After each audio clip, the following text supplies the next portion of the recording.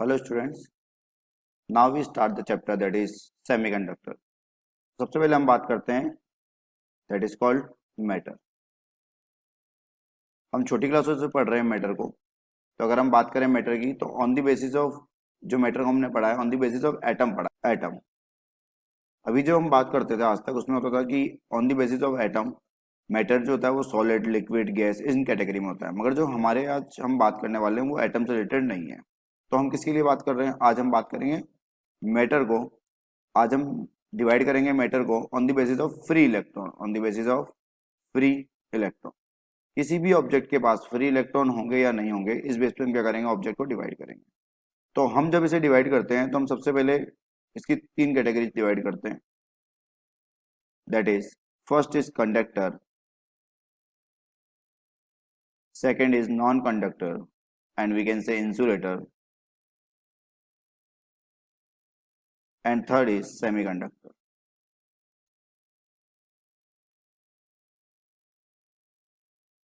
अगर हम बात करें कंडक्टर्स कौन होते हैं तो हम कह सकते हैं all metals are the conductor. Non conductor हम बात करें तो ग्लास के लिए हम बात कर सकते हैं इस तरह से, नॉन कंडक्टिंग मटेरियल। सेमीकंडक्टर के लिए अगर हम बात करें तो हम इसके एग्जांपल के लिए सिलिकॉन, जर्मेनियम इस तरह से बात करते हैं।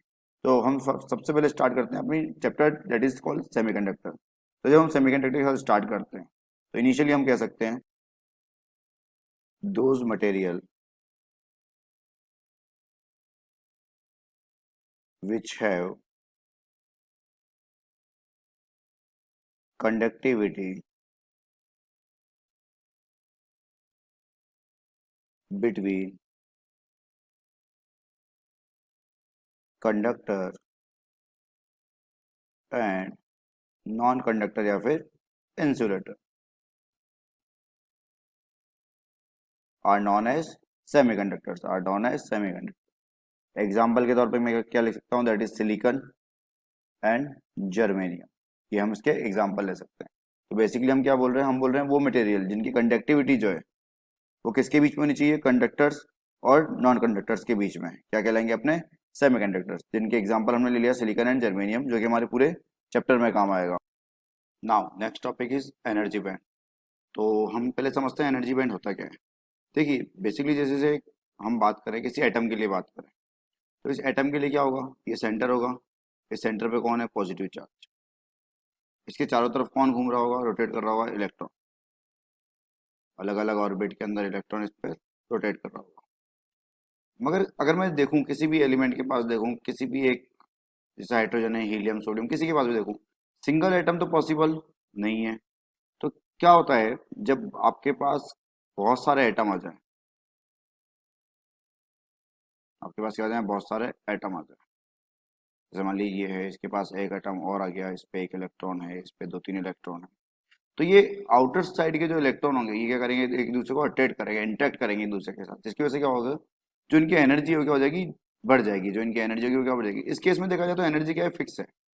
इस केस में देखा जाए तो एनर्जी क्या है, फिक्स है। मगर इस केस में अगर देखा जाए तो एनर्जी क्या होती है, इंटरेक्ट करने की वजह से बढ़ जाती है। तो बढ़ जाती है तो इससे अच्छा ये पॉसिबल कहाँ है, तो ये तब पॉसिबल है जब एटम एक से ज्यादा हो या बहुत सारे हों।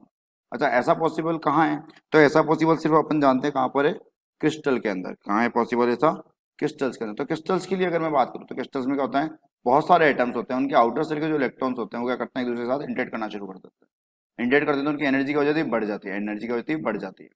अब इस केस में क्या होता है, जब हम बात करें सिंपली हम इसको समझने के लिए, तो जैसे मान लीजिए कोई भी एलिमेंट, उसके लिए 1s होगा, 2s होगा, 3s होगा, 3p होगा, 2p होगा, इस तरह से बहुत सारे एनर्जी लेवल होंगे। यहाँ पे इलेक्ट्रॉन, यहाँ पर इलेक्ट्रॉन, हर जगह इलेक्ट्रॉन होंगे।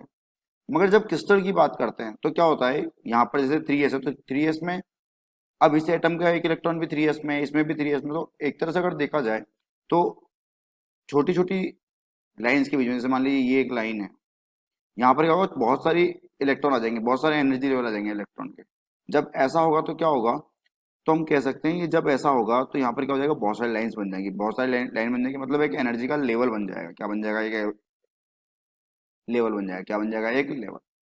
तो एनर्जी बैंड बेसिकली क्या है, the combination of energy level. ये क्या है, एक तरह का अगर मैं बात करूँ तो ये क्या है, कॉम्बिनेशन ऑफ एनर्जी लेवल। मतलब डिफरेंट डिफरेंट टाइप की एनर्जीज होगी, उन सबका एक कॉम्बिनेशन हुआ होगा, जिसको हम क्या बोलते हैं, एनर्जी बैंड। ये एक सिंपल सी बात समझ में आई। अब हम देखते हैं इसकी डेफिनेशन हम क्या लिख सकते हैं।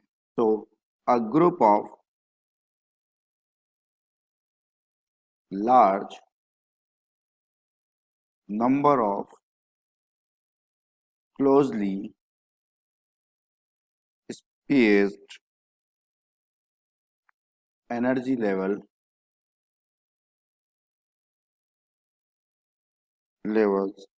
is called energy band। Energy, इसका मतलब हमने जो बोला उसका क्या मीन है, हम कह रहे हैं ग्रुप ऑफ एनर्जी होगा, क्या होगा, ग्रुप ऑफ,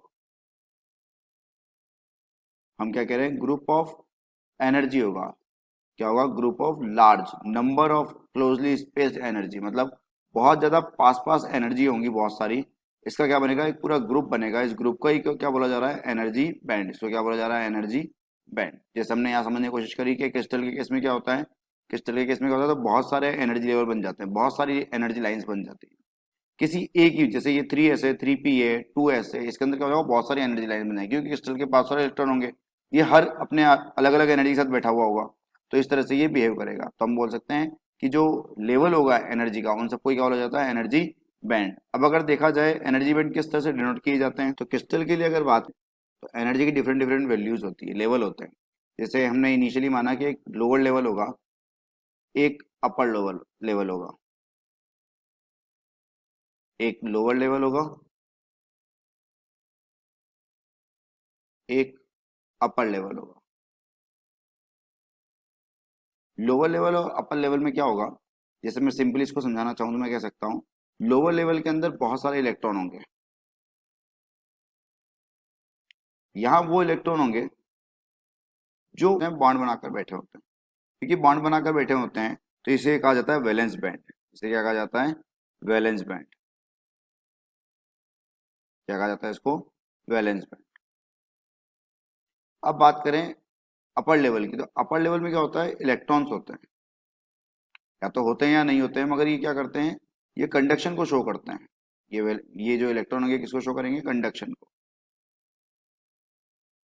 किसको शो करते हैं, ये कंडक्शन को शो करते हैं, क्योंकि ये इलेक्ट्रॉन किसको शो कर रहे हैं, कंडक्शन को। तो अगर देखा जाए तो इसको क्या कहा जाएगा, conduction band.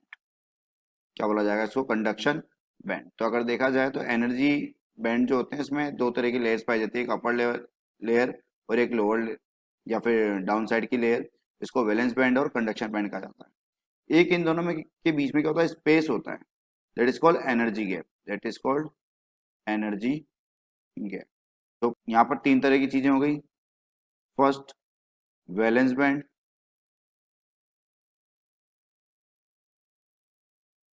Second conduction band,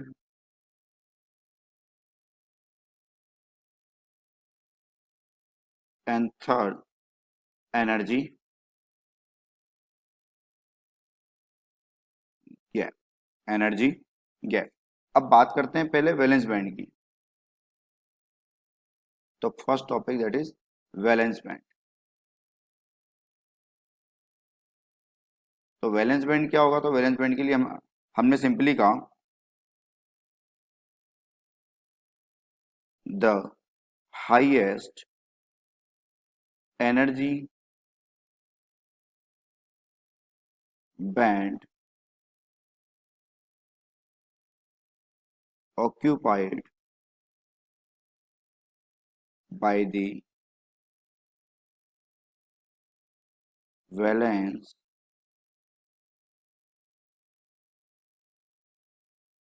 electron is called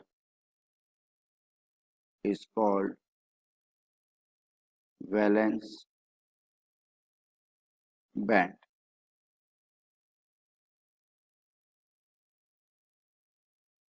जबकि सेकंड के लिए अगर बात करें that is conduction band.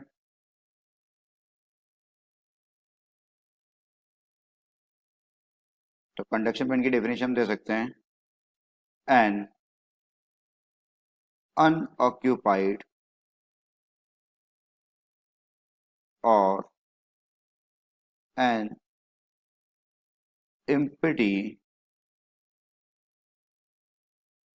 band is called a free band, or we can say conduction band. जब हम बात करें इसके लिए तो हम समझ सकते हैं जो वैलेंस बैंड होता है इसमें जो होते हैं इलेक्ट्रॉन होते हैं वो क्या होते हैं हाई एनर्जी बैंड के साथ ऑक्यूपाइड होते हैं। मतलब यहाँ पर वो इलेक्ट्रॉन होते हैं जो इनका एनर्जी लेवल क्या होता है बहुत ज़्यादा हाई होता है। ये क्या करते हैं बैलेंसिंग होते हैं यहाँ पर। तो इसे क्या कहता है वैलेंस बैंड कहा जाता है। इसलिए या फिर इन इलेक्ट्रॉन का कहा जाएगा वैलेंस इलेक्ट्रॉन और इसे क्या कहा जाएगा वैलेंस बॉन्ड। इसको क्या कहा जाएगा वैलेंस बॉन्ड। जबकि बात करें कंडक्शन बैंड की तो इसमें क्या होता है ऑक्यूपाइड होते हैं या फिर इम्पिटी होता है। किन से ये भाई इम्पिटी होगा या फिर ऑक्यूपाइड होगा। तो फ्री इलेक्ट्रॉन की वजह से क्या होगा या तो इम्पिटी होगा या ये क्या होगा उनकी वजह से ऑक्यूपाइड होगा। तो फ्री इलेक्ट्रॉन की वजह से क्योंकि ऑक्यूपाइड या फिर इम्पिटी होता है तो फिर इनको क्या होता है फ्री बैंड या फिर हमको क्या बोल सकते हैं कंडक्शन बैंड। क्यों क्योंकि यही बैंड वो ये डिसाइड करता है कि कंडक्शन होगा या नहीं होगा। तो अगर मैं बात करूं मैं कहना चाहूँ तो मैं कह सकता हूँ कि जो कंडक्शन बैंड है ये बेसिकली कंडक्शन के लिए जरूरी है या फिर कंडक्शन को शो करता है। कंडक्शन को क्या करता है ये शो करता है। इसमें कौन होते हैं तो इसमें फ्री इलेक्ट्रॉन होते हैं। इसमें कौन होते हैं फ्री इलेक्ट्रॉन। किसी भी मेटर या एलिमेंट के या क्रिस्टल के अंदर एटम के अंदर जो फ्री इलेक्ट्रॉन होंगे वो सारे के सारे हमेशा कहाँ मिलेंगे अपन को कंडक्शन बैंड के अंदर। अब वैलेंस बैंड का जो एनर्जी लेवल होता है इसको ई वी से शो किया जाता है। कंडक्शन बैंड का जो एनर्जी लेवल होता है उसको ई सी से डिनोट किया जाता है। और जो एनर्जी गैप होता है इन दोनों के बीच में that is E G that is denoted by E C minus E V. ये क्या होता है इससे हम डिनोट करते हैं एनर्जी गैप को। एनर्जी गैप की जो वैल्यू होगी वो इस तरह से हम डिफाइन करते हैं ई सी माइनस ई वी मतलब energy level conduction band minus energy level of valence band.